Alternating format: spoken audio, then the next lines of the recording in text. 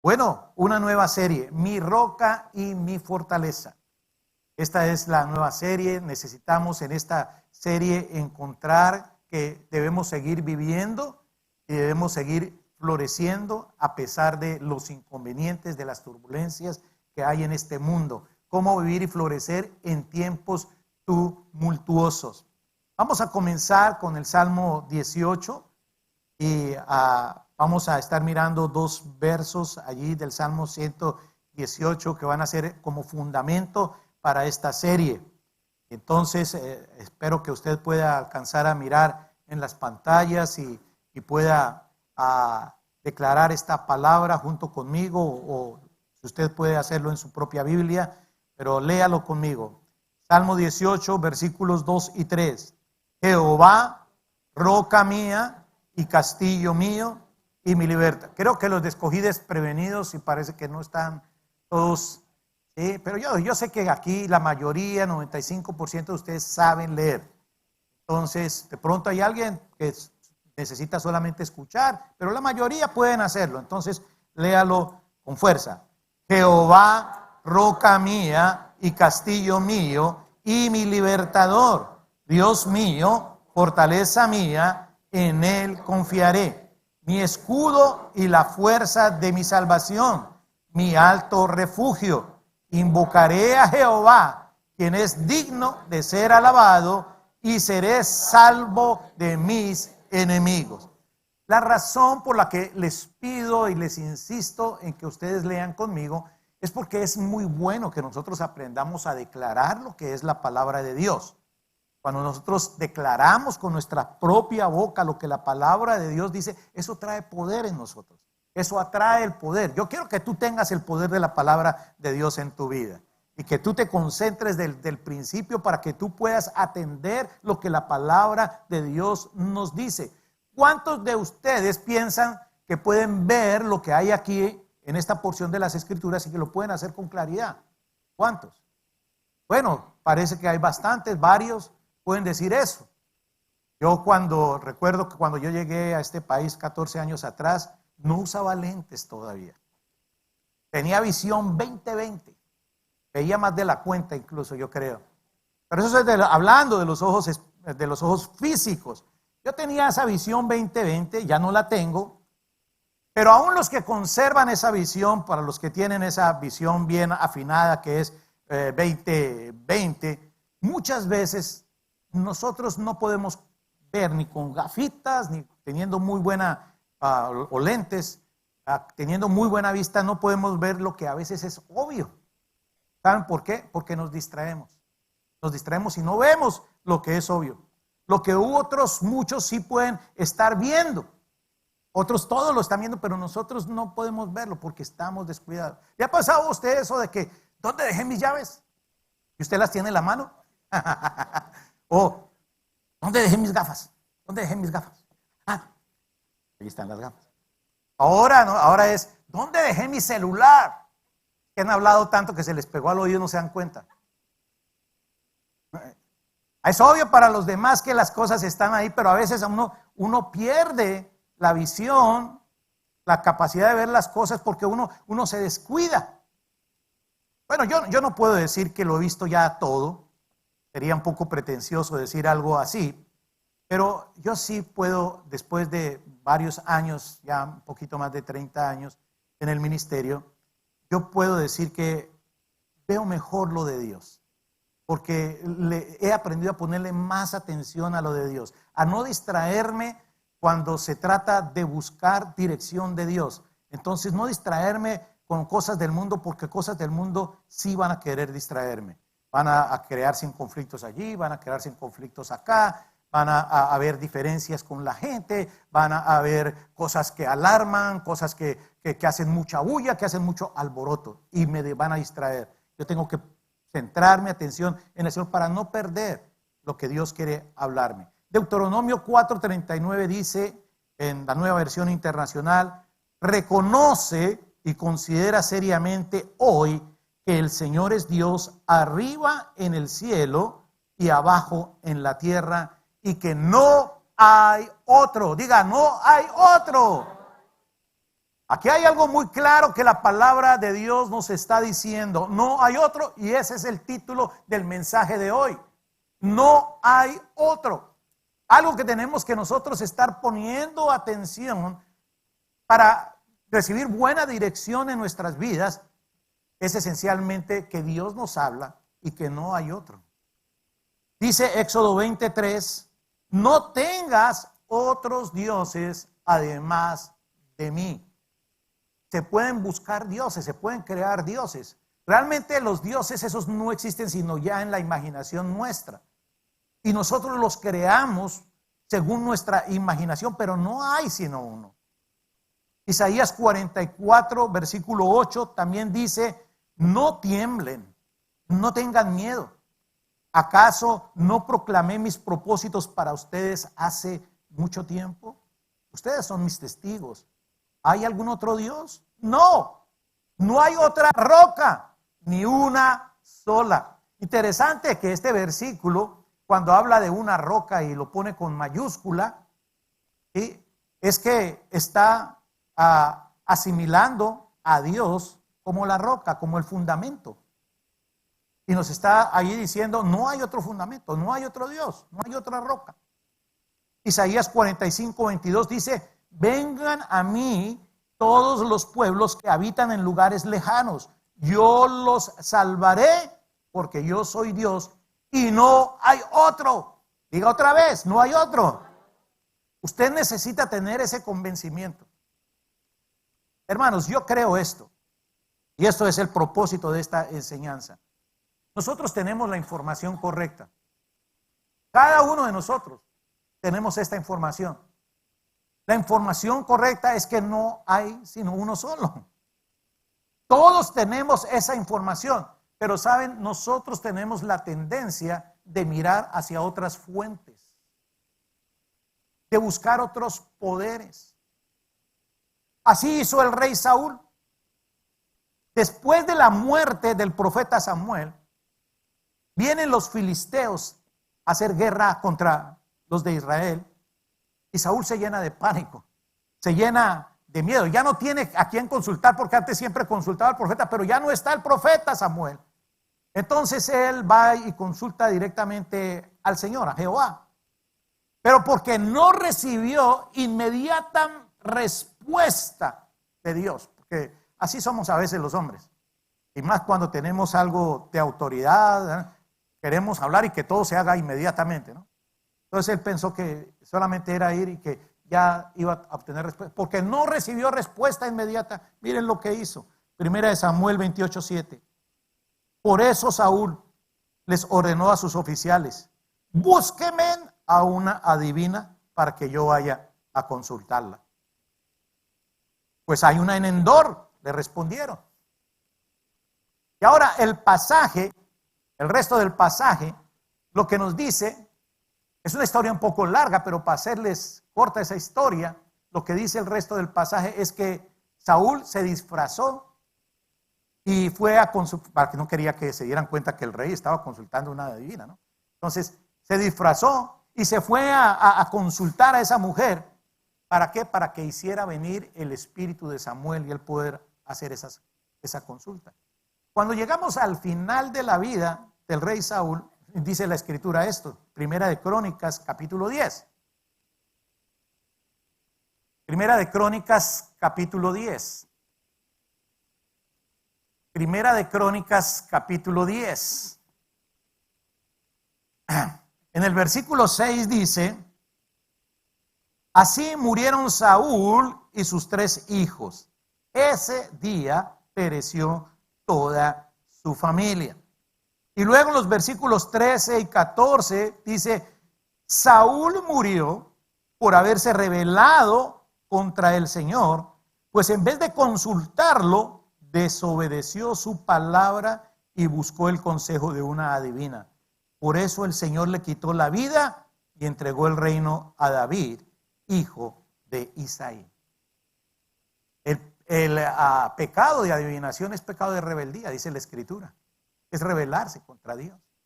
Ahora mire, Dios no se impacientó con Saúl inmediatamente. Desde luego que esto ofendió a Dios de primer momento. Y Dios se ofende cuando nosotros hacemos ese tipo de cosas, pero así como el Señor, Jehová, no se impacientó con Saúl y no le dio ninguna oportunidad. Mire, recuerde una cosa, eso sucede en la vida de Saúl, pero Saúl reinó por 40 años en Israel. Él tuvo oportunidades de cambiar sus actitudes. El Señor quería quizás que él viviera todas esas circunstancias durante su reinado para que él aprendiera a confiar en él. Pero ¿saben? Él mantuvo esa actitud. Él no se arrepintió de esa actitud. Durante los reinos, todos los años de su reinado, no vemos nosotros en la historia de su reinado que él haya pedido perdón a Dios por ese tipo de cosas. El Señor sí da oportunidad. No es que inmediatamente nosotros hacemos eso y como nada pasa, o no llega un rayo de parte de Dios y nos fulmina, ¿no es cierto? Entonces pensamos que Dios no se ha dado cuenta de la cosa o que Dios está tolerando nuestras acciones y seguimos como si nada y no nos arrepentimos de esas cosas cuando Dios nos está hablando y diciendo, eso no está bien, esa no es la manera, esa no es la forma, ¿sí? Y nos sigue dando oportunidad. En contraste con el comportamiento de Saúl, miremos lo que pasó en la vida de David, el siguiente rey. Y vamos a mirar en Primera de Samuel, capítulo 23, desde el versículo 1. Dice, los filisteos atacaron la ciudad de Keilah y saquearon los graneros. Cuando David se enteró de lo sucedido, consultó al Señor. ¿Qué hizo David? Consultó al Señor. ¿Debo ir a luchar contra los filisteos? Ve, respondió el Señor, lucha contra los filisteos y libera a Keilah. Versículo 3. Pero los soldados le dijeron a David, si aún aquí en Judá vivimos con miedo, ¿cuánto más íbamos a Keilah para atacar al ejército filisteo? David volvió a consultar al Señor. ¿Qué hizo David nuevamente? Consultó al Señor. Y él, el Señor, le respondió, ponte en camino y ve a Keilah, que voy a entregar en tus manos a los filisteos. Ahora, lo que pasó después de esto es que David y sus hombres, oyendo la respuesta del Señor, ellos fueron allá y lucharon contra los filisteos. Y ¿saben? Los derrotaron por completo. Y David se apoderó de los ganados de los filisteos y él rescató a los habitantes de la ciudad. ¿Por qué? Porque consultó al Señor, el Señor le daba la victoria. Y esto no es algo que él hizo solamente ocasionalmente. No, esto era como él era. Así era David. Era un patrón en la vida de David el entrar a consultar al Señor. Quiero leer algunas escrituras que demuestran eso. Solamente las vamos a estar leyendo. Dice Primera de Samuel 38. David consultó al Señor. ¿Debo perseguir a esa banda? ¿Les voy a alcanzar? El Señor le respondía siempre. El Señor también en esa ocasión les dijo, persígalos y vayan y alcáncelos y rescaten a los cautivos. Más adelante, Segunda de Samuel 2:1, dice, pasando algún tiempo, David consultó al Señor. ¿Debo de ir a alguna de las ciudades de Judá? El Señor también le respondió. No solamente le dijo que sí debía ir en esa ocasión, sino que le dijo, quiero que vayas a Hebrón. Le dijo por dónde tenía que comenzar, a cuál era la primera ciudad que él tenía que ir. En Segunda de Samuel 5:19, también dice, así que David consultó al Señor. Estaba consultando acerca de si debía atacar a los filisteos en una ocasión. Él estaba preguntando si le iba a entregar a los filisteos en su poder. Y el Señor le respondió, sí, atáquelos. Yo te aseguro que yo te los voy a entregar. Y más adelantico, en 2 de Samuel 5:23, es en el mismo episodio, dice, así que David volvió a consultar al Señor. Esto quiere decir que hubo algunas circunstancias que cuando él comenzó a cumplir con lo que el Señor le había dicho que hiciera, parece que encontró algunos obstáculos, presintió algo. Y cuando él presintió algo, vuelve y consulta al Señor.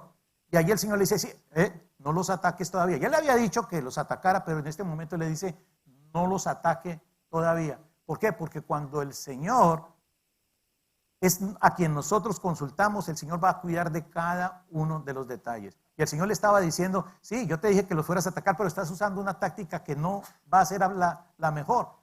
Va a ser una táctica que vas a tener muchas pérdidas. Lo que tienes que hacer es no ir como vas, sino vas a rodearlos y luego que los rodees, entonces los vas a atacar por la retaguardia. El Señor cuida cada detalle cuando nosotros le consultamos. Y eso es lo que nosotros vemos en la vida de David. David consultaba al Señor. ¿Por qué consultaba David al Señor?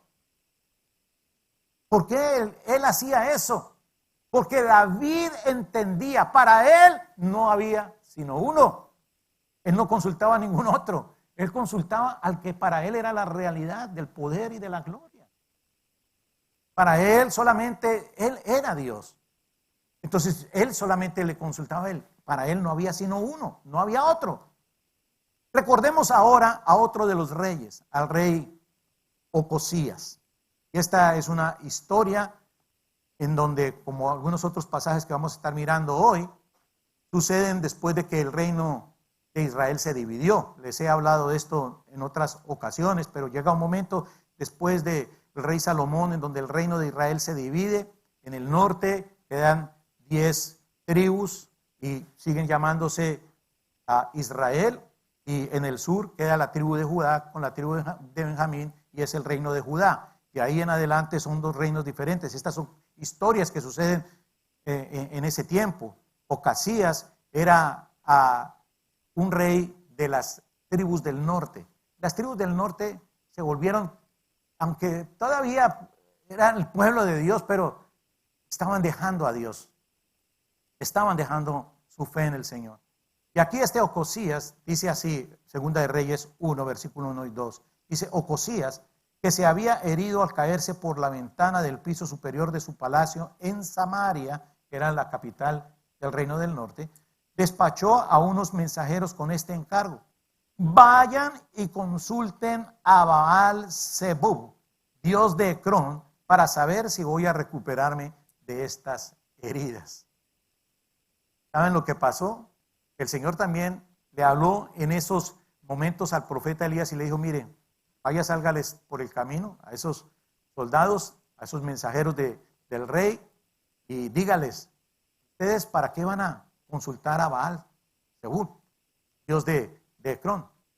¿Acaso es que no tienen Dios en Israel? Quizás esas son palabras que deban decir dichas en algunas ocasiones a nuestras propias vidas. Mire lo que pasa en el verso 16. El propio profeta Elías viene al rey, a quien le dijo, así dice el Señor, enviaste mensajeros a consultar a Baal-zebub, dios de Ecrón. ¿Acaso no hay Dios en Israel a quien puedas consultar? Puesto que has actuado así, ya no te levantarás de tu lecho de enfermo, sino que ciertamente morirás. Miren, muchas veces las naciones, los pueblos,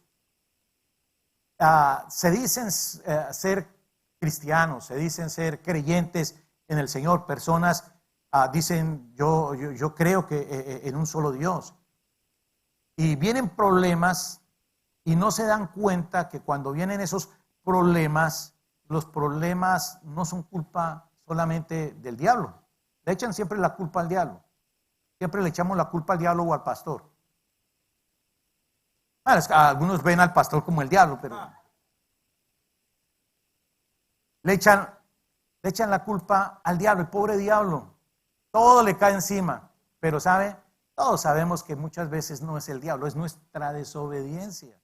Somos nosotros mismos, es que somos impacientes, es que somos atacados, es que no queremos dejar el orgullo, es que queremos siempre hacer las cosas, es como nosotros estamos acostumbrados, manipulamos las cosas. Somos buenas personas, amamos a Dios, sí, todo, pero queremos que las cosas se hagan, es como nosotros queremos que se hagan.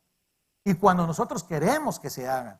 Y si hay algo con lo cual Dios está tratando con nosotros, que mayormente es cuando Dios está tratando con nuestra manera en que manipulamos las cosas y quiere que nosotros dejemos ese orgullo. No, nosotros persistimos. ¿Y qué pasa? Comienzan a ver los problemas. Los problemas vienen vienen por nosotros mismos, porque estamos buscando respuestas quizás en los lugares equivocados. Hay un pasaje que nosotros leemos siempre cuando estamos ministrando, cuando es tiempo de la Santa Cena, cuando tenemos nosotros la comunión, cuando nosotros estamos en esos tiempos en donde son tan íntimos para la iglesia y queremos hablar de la comunión que nosotros debemos tener, el amor que nosotros debemos tener entre nosotros.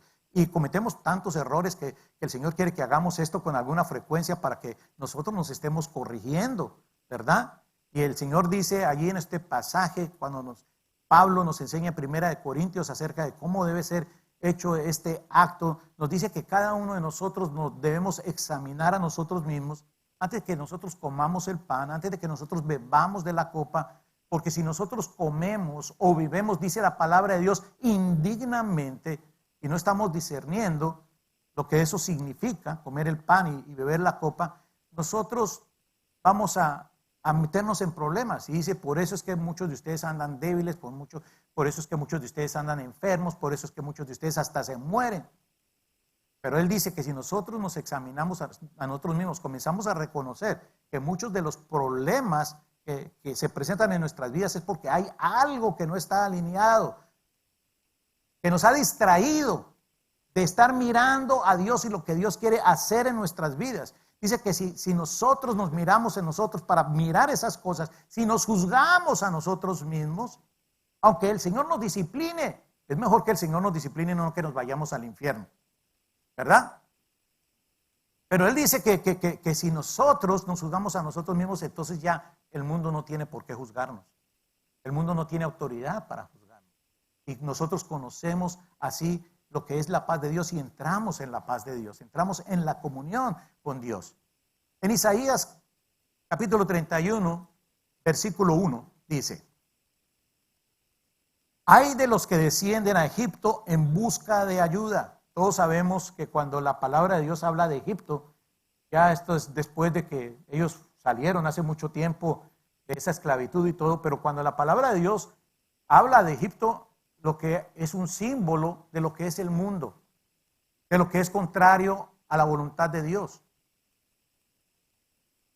Hay de los que descienden a Egipto en busca de ayuda, de los que se apoyan en la caballería, de los que confían en la multitud de sus carros de guerra, en la gran fuerza de sus jinetes, es decir, en sus capacidades, en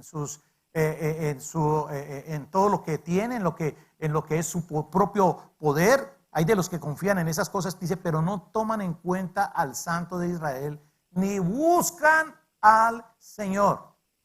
Hay de esas personas. En Jeremías 17, versículo 5, encontramos: así dice el Señor, maldito el hombre que confía en el hombre, maldito el que se apoya en su propia fuerza y aparta su corazón del Señor. Será como una zarza en el desierto, no se dará cuenta cuando llegue el bien, morará en la sequedad del desierto, en tierras de sal, donde nadie habita. Y luego dice el versículo 7, dice, bendito el hombre que confía en el Señor y pone su confianza en Él.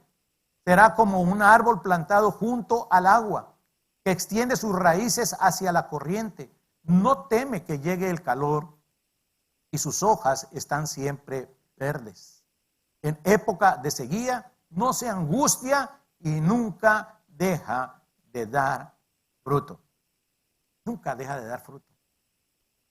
Vamos a leer una cita y recuerde que estas historias, como dije antes, son cosas que suceden después de la división de Israel.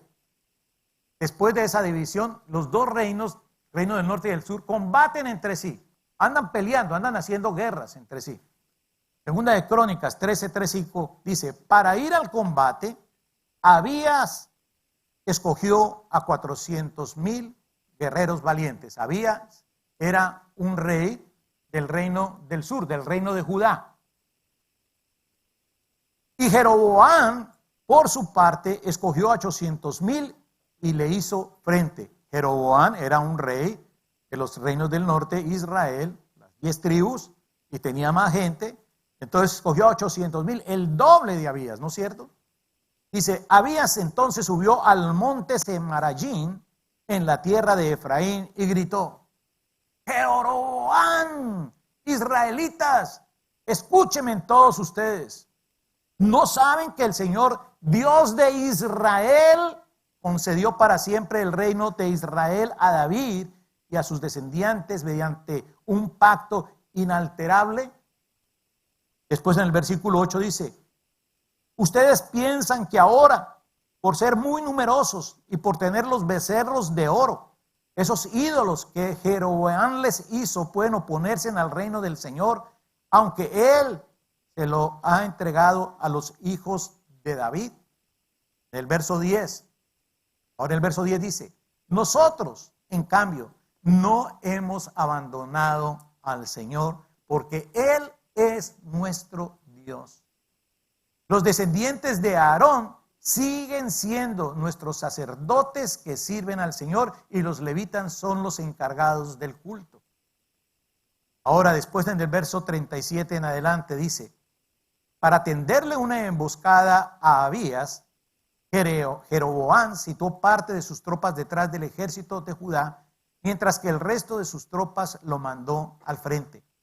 Cuando los de Judá miraron hacia atrás, se dieron cuenta que los israelitas los atacaban también por la retaguardia. Entonces clamaron al Señor y los sacerdotes tocaron las trompetas. En el momento en que los de Judá lanzaron el grito de guerra, Dios derrotó a Jeroboam y a los israelitas, dándole la victoria a Abías y a Judá. Los israelitas intentaron huir, pero Dios los entregó al poder de Judá. ¿No creen ustedes que es muy interesante que la palabra de Dios dice que los derrotados fueron derrotados no por Judá propiamente, sino que Dios fue quien los derrotó? Porque Dios pelea la batalla por los que están con Él. Si tú estás con el Señor, ¿quién va a poder estar contra ti? Dios pelea la buena batalla por ti. El Señor dio la victoria. Dios les entregó al poder de Judá. Versículo 17. Abías y su ejército le ocasionaron una gran derrota, matando a 500,000 soldados electos de Israel. Más de la mitad. Llevó 800,000, perdió 500,000. En esta ocasión fueron humillados los israelitas, mientras que los de Judá salieron victoriosos, porque confiaron ¿en quién? Confiaron en el Señor, Dios de sus antepasados. Vamos a leer una historia, vamos a leer una visión que es bien interesante. Pero antes de leer esa visión, primero quiero referirme a un reportaje de la CNN que pasó ya hace 2 semanas atrás. Y cuando hablamos de noticias, hablar de noticias de hace 2 semanas, eso ya es historia, pero como una ilustración para lo que estamos aprendiendo hoy de la palabra de Dios, esta historia, estas noticias nos sirven muy bien. Dice ese reportaje de la CNN el lunes 7 de septiembre pasado. Esto fue lo que reportó. Reportó que la Agencia de Refugiados de las Naciones Unidas, el ACNUR, estima que 366,402 refugiados e inmigrantes han cruzado el mar Mediterráneo a Europa este año, con 2,800 muertos o desaparecidos. O sea que mientras cruzaban, hace 2 semanas habían muerto 2,800. Esto no incluye los 300 y más que murieron esta semana tratando de cruzar el Mediterráneo, porque pueden cruzar por tierra, pero para atravesar por tierra tendrían que atravesar el territorio de Turquía. Y Turquía se opone a que estos inmigrantes atraviesen su territorio.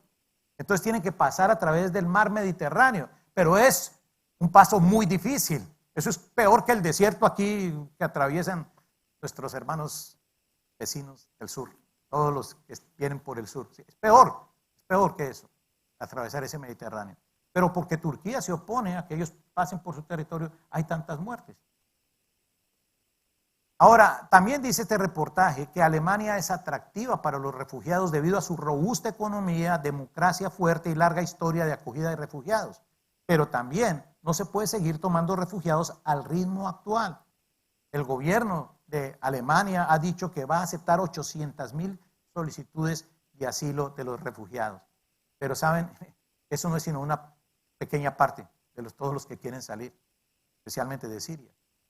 También este reportaje se refiere a cómo el Papa católico estuvo implorando a los católicos europeos para ayudar a estos refugiados. Y a instancias de lo que hizo él, llegaron más de 12,000 inmigrantes a Austria hace un par de semanas, el domingo, hace dos semanas atrás. Ahora, déjenme mostrar algunas fotos. Vamos a mostrar algunas fotografías. Esta primera fotografía es que ahí usted puede ver una gran cantidad de gente. Hay millones de sirios, millones. No estamos hablando de cientos. Estamos hablando de millones de sirios que salen de su país devastado por la guerra. En la segunda fotografía, lo que vemos allí, si usted alcanza a apreciar, es un campo de refugiados de Siria. Son inmensos los campos de refugiados en Siria. En la tercera fotografía, nosotros vemos todos estos sirios llegando a la frontera con Turquía. Como les expliqué, esa frontera está cerrada. No quiere dejarlos atravesar por ahí. La siguiente fotografía, entonces, nos muestra cómo ellos están aquí tratando de violar las vallas, para poder entrar. Están desesperados. Entonces están queriendo romper, y lo han hecho, pero han sido tratados con mucha violencia. En la siguiente fotografía, aquí los vemos cruzando por el Mediterráneo. Un grupo cruzando por el Mediterráneo hacia Europa para llegar a Grecia y entrar por ahí, por Grecia, o por Italia, por todos esos lugares. En la siguiente fotografía, aquí está algunos que llegaron a Italia y la Guardia Costera de Italia les está ayudando a desembarcar. Ahora, esta es la visión, esta es la situación real, esta es la historia, eso es lo que está pasando en eso. Y vamos a tratar de aplicar eso a lo que es la enseñanza del día de hoy. Vamos a leer esta visión que escribió una anciana de 90 años de Valdres, una ciudad en Noruega. Ella tuvo una visión de Dios y esto ocurrió en 1968. Esto quiere decir que esto fue hace como unos 45 años atrás.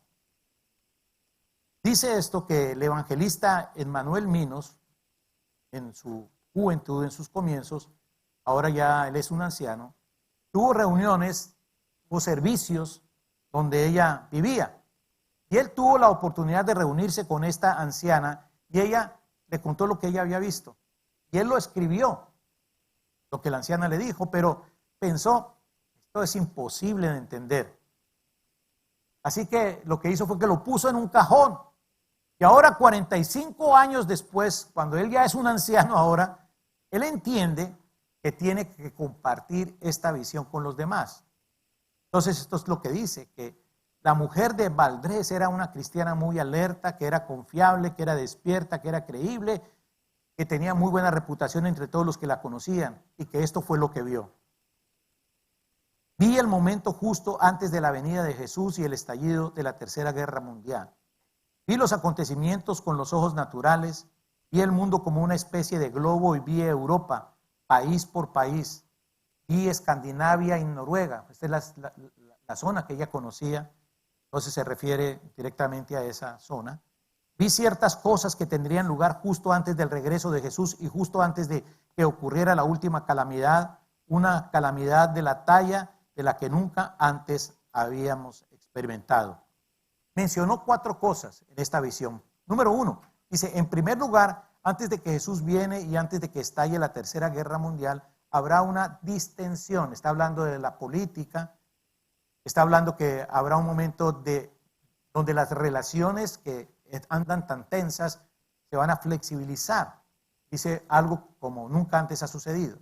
Dice, no hay paz entre las grandes potencias, entre el oeste y el oeste, pero ahí habrá una larga paz. Y es una paz que nosotros sabemos que es entre comillas, ¿verdad? Y el evangelista hace un comentario, dice, recuerden esto, esta visión fue dada en 1968 cuando la Guerra Fría estaba en el punto más alto. Cuando la Guerra Fría estaba en el punto más alto en 1968 no se pensaba en que iba a haber un tiempo de relativa paz, como lo ha habido, sino que se pensaba que en algún momento iba a estar estallando la Tercera Guerra Mundial. Eso era lo que se estaba pensando. Dice, en este periodo de paz habrá desarme en muchos países, también en Noruega, por lo que no estamos preparados o no estaremos preparados cuando la guerra venga. La Tercera Guerra Mundial comenzará en una manera que nadie espera y desde un lugar inesperado. Número 2. Una tibieza sin paralelo se apoderará de los cristianos, la apostasía de la verdad y del vivir el cristianismo. O sea, nadie va a estar, o las personas que creyeron en la verdad y en la vida del cristianismo van a dejar de creer en eso. Eso es la apostasía. Los cristianos no estarán abiertos para la predicación que penetre sus corazones, no lo harán. Como en épocas anteriores quieren oír del pecado, quieren oír de la gracia, de la ley, del evangelio, del arrepentimiento, de la restauración, pero vendrá un sustituto en su lugar, la predicación de la prosperidad. Pero algunos llaman la felicidad cristiana, llaman a la prosperidad. Dice que eso es lo que se va a predicar. La importancia, dice, será tener éxito, ser algo, tener cosas materiales, cosas que Dios nunca nos prometió de esta manera. Iglesias y casas de oración estarán más vacías. En lugar de la predicación que hemos estado acostumbrados por generaciones, como tomar la cruz y seguir a Jesús, no se oirá. Pero entretenimiento, arte y cultura invadirán las iglesias donde donde deberían haber reuniones para el arrepentimiento y el avivamiento. Dice, esto aumentará notablemente justo antes del regreso de Jesús. Número 3. Habrá una desintegración moral que la vieja Noruega nunca ha experimentado antes. Déjenme decirles algo, Noruega realmente es uno de esos países de Europa que son conservadores, donde hay esa cultura del respeto y del cuidado y de la moral. Pero esto ha cambiado mucho. Dice, la gente va a vivir juntos como matrimonio sin estar casados. Y él comenta, yo no creo que este concepto de cohabitar existía en 1968 en ese lugar. O sea, no era común en ese lugar eso. Sigue diciendo la visión, dice, mucha inmundicia antes del matrimonio y mucha infidelidad en el matrimonio se convertirá en lo natural, en lo común, y serán justificados desde todos los ángulos. Entrará incluso en los círculos cristianos y lo acariciaremos, incluso el pecado contra la naturaleza. Justo antes de que Jesús vuelva, habrán programas de televisión como nunca hemos experimentado. ¿Saben? Otra vez hay un comentario aquí del evangelista que dice que la televisión apenas acababa de entrar en Noruega en 1968. No estaba la televisión antes en Noruega, pero hacía poquito había entrado. Y ella ya está viendo cosas acerca de la televisión. Dice, la televisión se llenará de ese tipo de violencia horrible que enseña a la gente a asesinar y destruir unos a otros y no habrá seguridad en nuestras plazas. La gente va a copiar lo que ven. No habrá solo una estación de televisión, sino se llenará de estaciones. Otro comentario de este hombre dice, ella no conocía la palabra canal que utilizamos hoy en día, por lo tanto la llama estaciones, o sea, la ve como un radio. La televisión será igual que la radio, donde tenemos muchas estaciones y se llenarán de violencia. La gente va a utilizar esto para el entretenimiento. Veremos terribles escenas de asesinato y destrucción y esto se difundirá en la sociedad. Escenas de sexo aparecen también en la pantalla, las cosas más íntimas que tienen lugar en el matrimonio. Dice el autor del artículo acá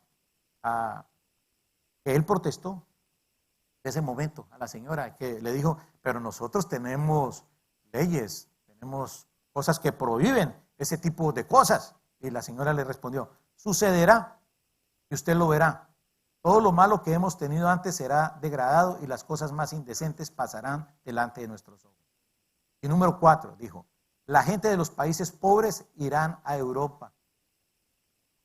El comentario que hace este hombre dice, en 1968 no había tal cosa como la inmigración, no era un tema que se comentara, ¿no? De eso no se hablaba, no era cosa que preocupara a nadie. Dice, también vendrán a Escandinavia y a Noruega. Y en muchos de ellos, de la gente de Escandinavia y Noruega, se enfriará el amor y serán duros con el extranjero. Y eso es lo que estamos viendo. Ellos serán tratados como los judíos antes de la Segunda Guerra Mundial.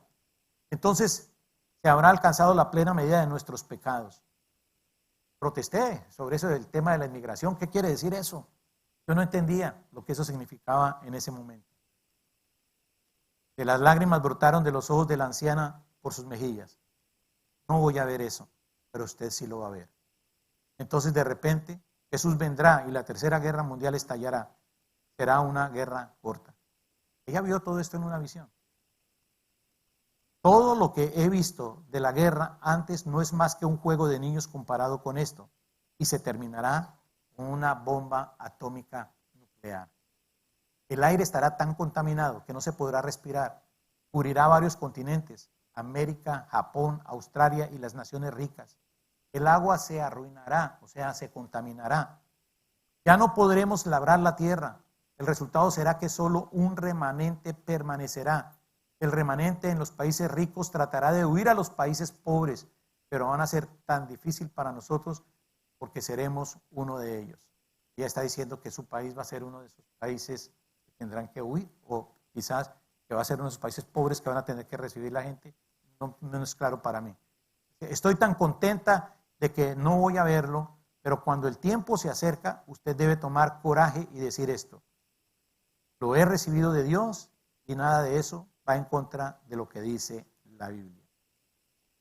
El que tiene su pecado perdonado y tiene a Jesús como Salvador y Señor, está seguro. Aleluya. Amén. Quiero terminar con Isaías 55. Isaías 55, versículos 6 y 7. Dice en la Nueva Versión Internacional, busquen al Señor mientras se deja encontrar. Llámenlo mientras esté cercano. Que abandone el malvado su camino y el perverso sus pensamientos. Que se vuelva al Señor, a nuestro Dios, que es generoso para perdonar y de Él recibirá ¿qué? Misericordia. Amados hermanos, yo no conozco exactamente acerca de la situación de cada uno de ustedes. De algunos conozco algo, de algunos más que de otros, pero no conozco la situación de cada uno en particular. Pero una cosa yo sí sé. Este es el tiempo en que cada uno de nosotros necesitamos mirar al Señor. Busque al Señor mientras pueda ser encontrado.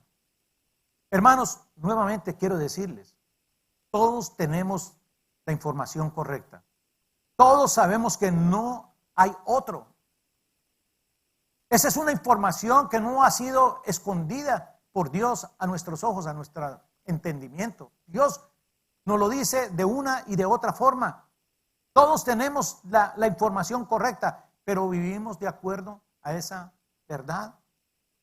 Hola queridos amigos, espero que ustedes se encuentren muy bendecidos. Soy el pastor Fernando Castillo y aquí desde Anaheim, en el Ministerio de La Roca en español, les doy la bienvenida a esta nueva serie de enseñanzas que son originadas primero en nuestras congregaciones en inglés por nuestro pastor principal, el pastor Jerry Dirman, y luego las damos nosotros los pastores hispanos para las congregaciones de habla en español. Aquí en nuestra congregación en español en Orange Store les estamos invitando para que nos acompañen a venir, y estamos en el 295 East de Orange Store Avenue en la ciudad de Anaheim. Nuestros servicios tienen lugar los domingos a las 9 de la mañana y a las 11:30 de la mañana. En esta nueva serie, Mi roca y mi fortaleza, el Señor quiere darnos a nosotros entendimiento, nos quiere dar sabiduría para vivir y florecer en tiempos tumultuosos. No deje de participar en estas enseñanzas. Que Dios les bendiga.